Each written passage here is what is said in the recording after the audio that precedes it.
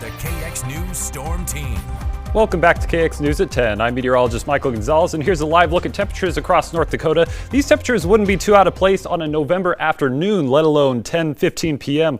on a late November evening. So we got to enjoy them while we can, because believe it or not, by the time we get to Tuesday and after that, we will not be even sniffing mid-30s or even some low 40s as we're seeing right now up towards the international border. So it's going to be a fairly mild night. This is being helped partly by some high clouds that are drifting across the region associated with a system that's drifting just off to our north. It's not expected to bring much impacts except for some southwesterly winds coming off the Rocky Mountains. They're going to help make things fairly mild tomorrow. So this system up here, this will just drift off with no impact whatsoever across central Canada tonight. That will help keep lows generally around freezing and highs tomorrow getting there into the mid-50s. And as we take a look at the general pattern right now, we'll see that there is a ridge that's just slightly positioned off to our west. This is a very quick moving ridge that'll move right over our area by tomorrow, which will allow those temperatures to be 20 degrees above normal, those mid-50s for highs.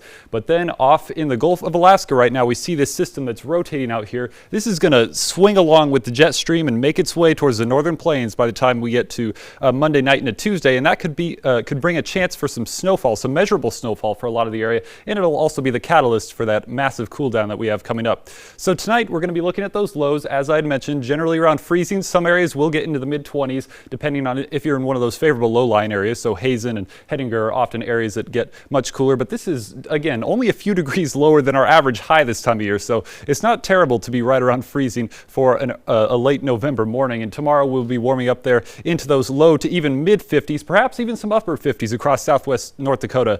But unfortunately, as you can see here, this might be our last day of widespread 50s across the state for at least a few weeks, perhaps the rest of the year, depending on how things play out, because by the time we get to Tuesday, things are going to change quite a bit, as we will see here in a second. Winds will be a little on the breezy side early on Sunday. Could perhaps see some gusts around 20 miles per hour, but not terribly impactful, and they will be about out of the west coming off the Rocky Mountains, helping make things mild. But the big change that we have coming up here, we are going to be looking at that possibility of some snowfall by the time we get to Monday p.m. into the early Tuesday afternoon hours. It will start generally Monday evening out across northwestern North Dakota, and it'll spread eastward from there, as we'll see on Precision Cast here in a little bit. We should be looking at measurable snowfall for just about all of us. Right now, 2 inches looks possible for just about the entire viewing area, although perhaps a few areas could get a little bit more than that. Of course, we'll see as we get closer to the event how things stack up as far as the forecast. The winds will become gusty, so blowing snow could be a problem there on Tuesday afternoon, and things are going to be much colder. Highs are going to be in the 20s from Tuesday onward. So Precision Cast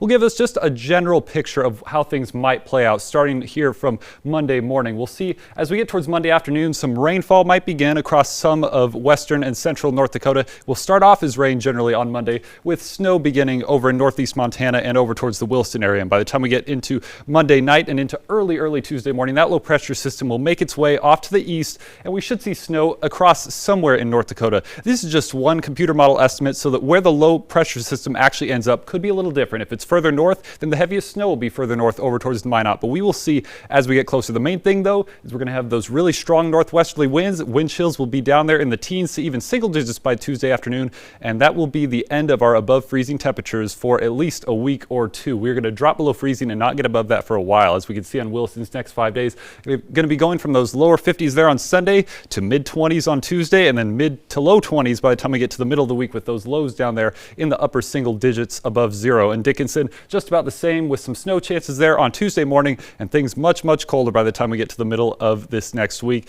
And Minot's next 7 days look very similar to that. A 70% chance of snowfall there, especially early on Tuesday, then much colder as we approach Thanksgiving, with highs perhaps even in the upper teens there on Thanksgiving. And Bismarck, very similar, with about a 60% chance of snow early on Tuesday, a couple inches possible. Then fair skies and highs broadly in the mid-20s by the time we get to the end of this coming work week. Tyler?